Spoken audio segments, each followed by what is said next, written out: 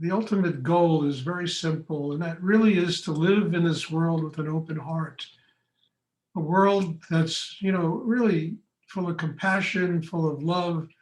And in many ways, it sounds simplistic and it sounds like, oh, well, I've heard this before, but it's very true. I mean, God is love. It's written on every church billboard, every synagogue, every mosque all over the world. And it's written to the point where it's almost trite, but it's such a profound truth, that we have to stop being familiarized with it and just start doing it, living that way, transforming our lives. I went to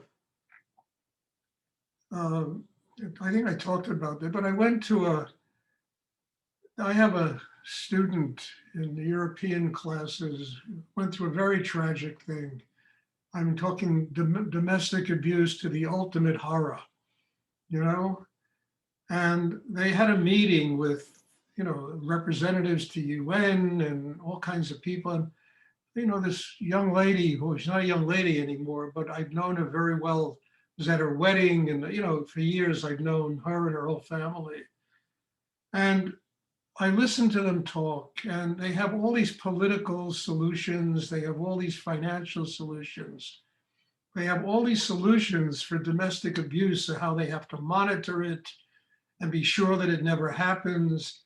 And the only solution that never came up was people getting strong enough inside themselves so they can transform the suffering in them that creates these problems.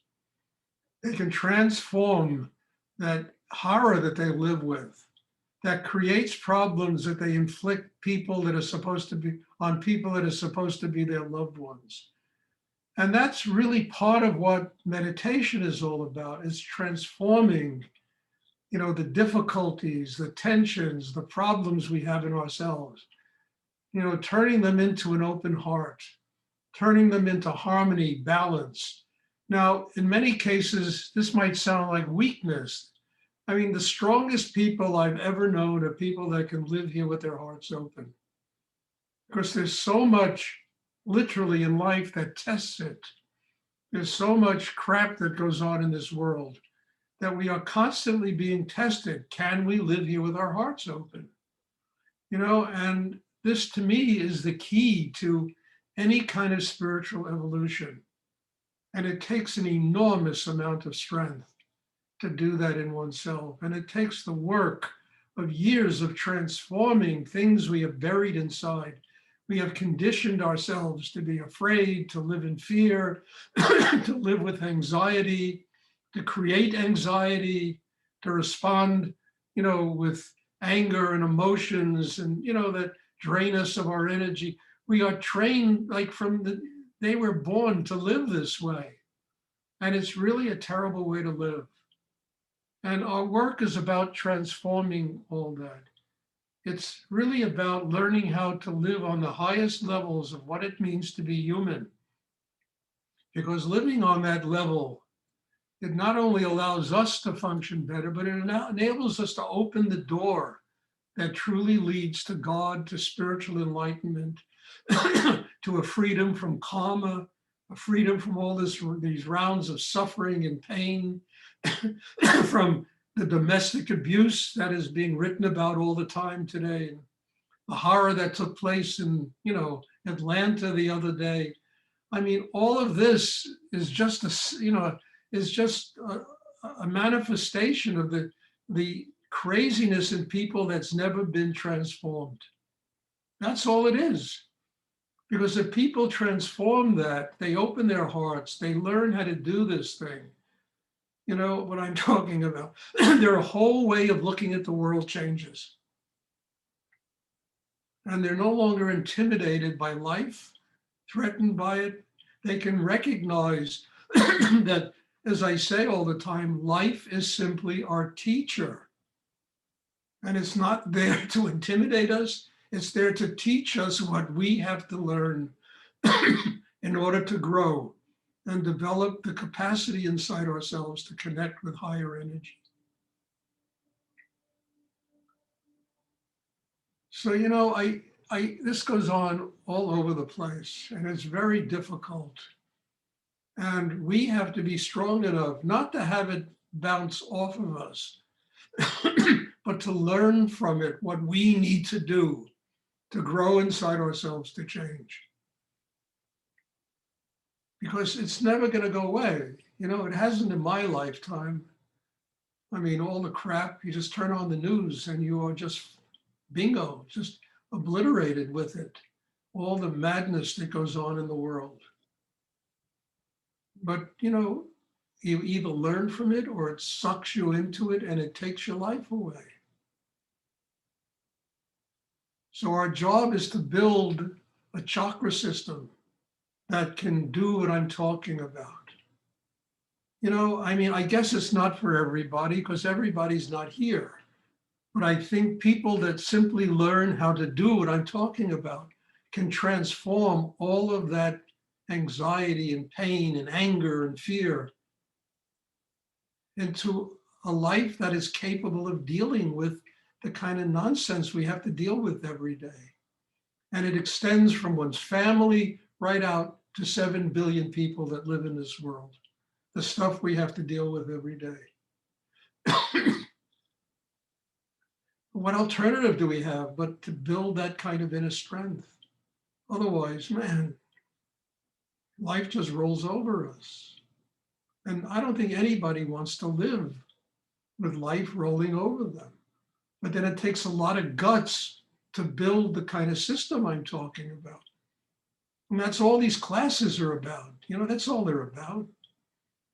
I mean, it's not some mystical society of arcane mysticism being passed down from generation. I mean, that comes too, but that's secondary to doing the primary, which is getting strong enough to be able to open so the secondary can come.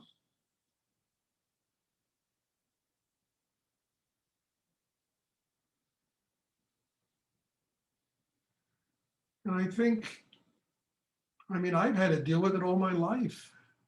I've had to deal with it. I don't want to go into it, but I've had to deal with it in my life. Trust me, it's been really strange, some of it. But the only way I got through it was doing what I'm talking about, learning that. And where did I learn this? I learned this from Rudy. And how did I learn it? By doing this double breathing exercise, working with it for year after year to build the kind of system inside that enables me to do what I'm talking about.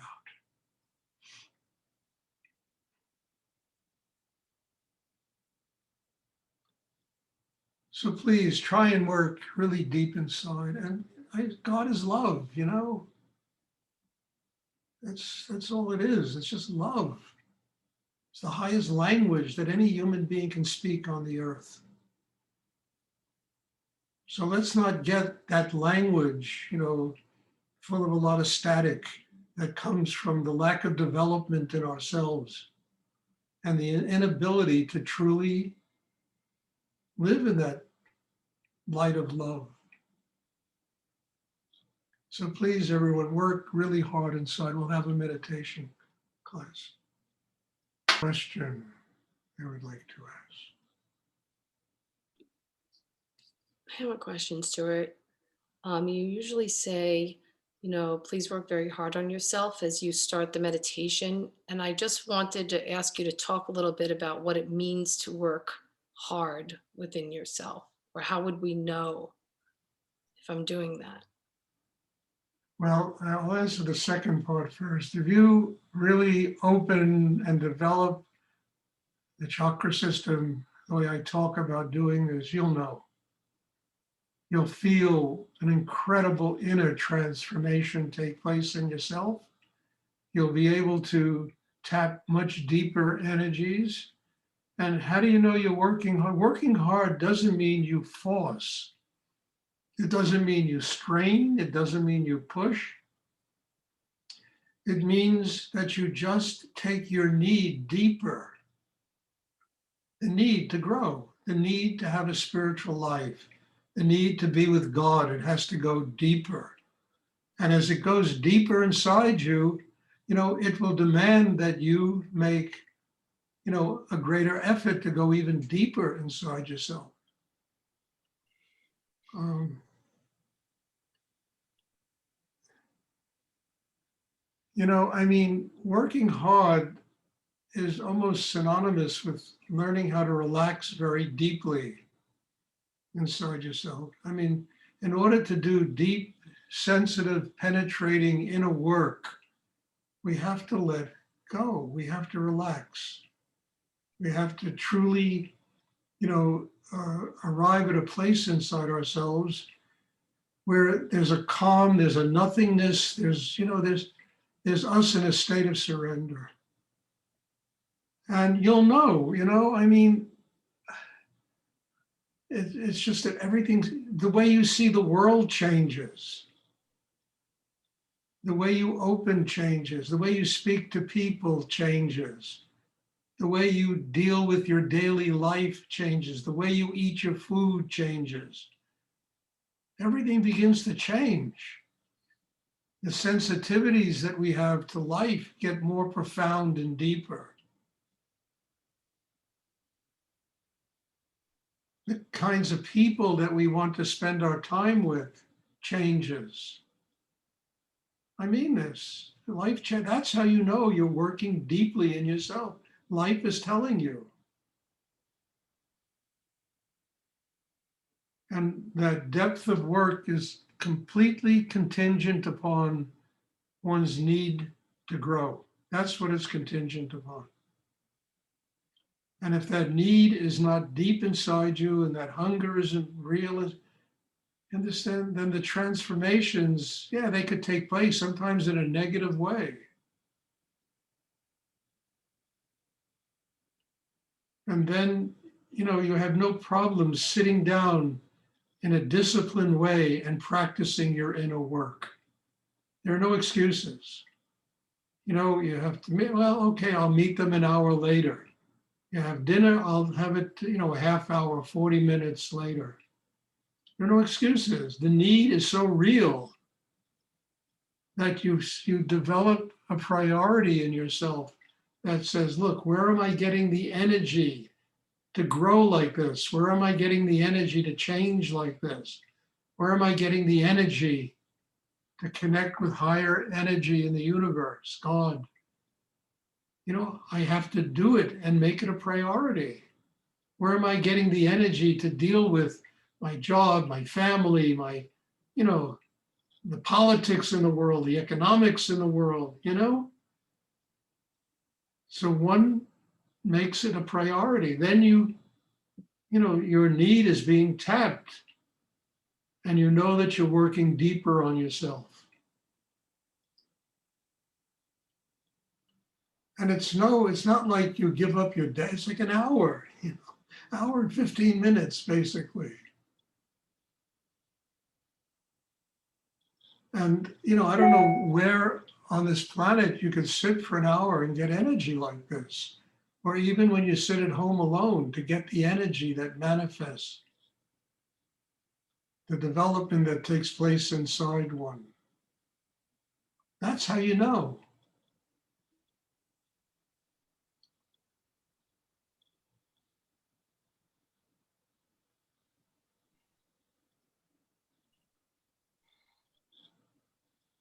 Thank And you. then it's amazing what is attracted in your life. Mhm.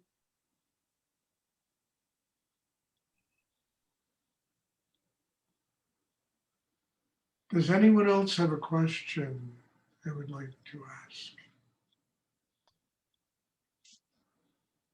So hi, Stuart. Hi. Can you talk about the preciousness of our time here? Yeah, it's like a diamond, Larry. I mean, look, we're given 50 years, 60 years, 70 years, 80 years here. I mean, time is precious in comparison to millenniums and lifetimes and the age of the soul and the age of the universe. We're given this brief, you know, it's this brief moment in time. And yet it's like Shakespeare, said, the time we're given is like a tale told by an idiot, full of sound and fury, signifying nothing. That's how people use their time. To me, that's really scary. When time is precious, we're given an allotted time, probably predestined for God's sake, and we need to learn to use that time in a way where it's precious. We don't waste it. We use it, and in my terminology, we use it to develop an inner life that's connected with higher energy in the universe. Then every moment becomes precious. Whatever you do, it's precious. Even when you do nothing, you're just relaxing, and it's precious.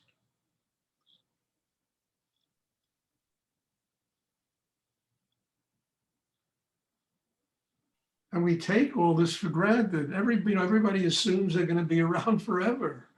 I mean, people really do, Well, that happens to other people. It doesn't happen to me. Yet everybody lives on tenterhooks inside. The one real fear that everybody has is one day they're not going to be here anymore. And what they do at the time between now and then, I mean, it's almost theater of the absurd. Instead of using it preciously to build an inner life, to develop that need inside ourselves, that hunger to be with God, to have a spiritual life, that hunger to transform life into a temple, that everything in life becomes sacred, whatever it is, the good, the bad, the bullshit, the this, the that, it all becomes sacred.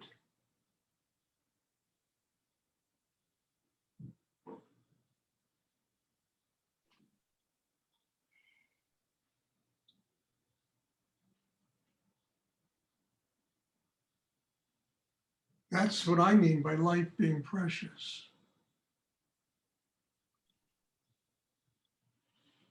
And yet we take it for granted. You understand? We become so familiar with our lives. And they always say familiarity breeds contempt, We become contemptuous of, life. And yet every moment is sacred. And the only reason it's not sacred to people is they haven't developed a system inside that allows it to become sacred.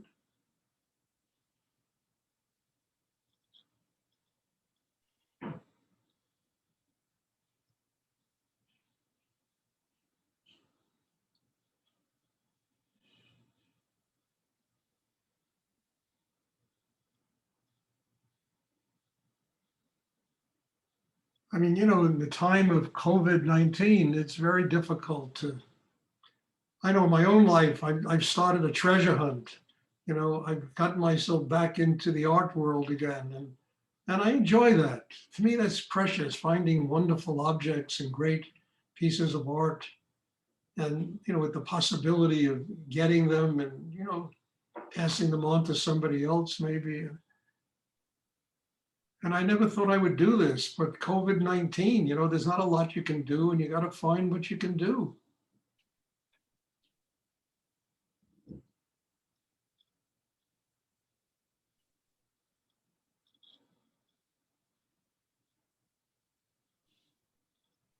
And then that moment between whatever we do, we have to do it with an open heart.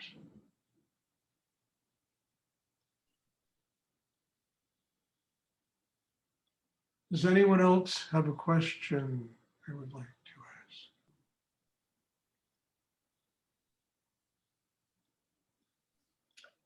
I just wanted to thank you, Stuart, for your teaching today. It was profoundly wonderful for some reason, and I really, really appreciate it. That's not a question, but thank you.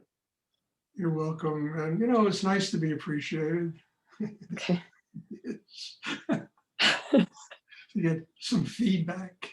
Thank you. Oh, God bless you, Christine. Keep growing. You're doing very, very well. Keep growing. And the rest of you too. I mean, I just love to look out at all the faces and see people with this kind of, glow in their eyes, that light inside them. It's just wonderful. That's precious. It's really precious to sit here for an hour and a quarter, and just exchange this wonderment with people and see that preciousness, that light, that glow inside people. I can't think of any better reward, frankly, So thank you and bless you all. And there'll be a class on Sunday. And let's keep doing this. This is precious. This is something wonderful that's come out of COVID-19, something extraordinary. Mm. So thank you and bless you all. Thank you, Stuart. You're welcome. Night, everybody.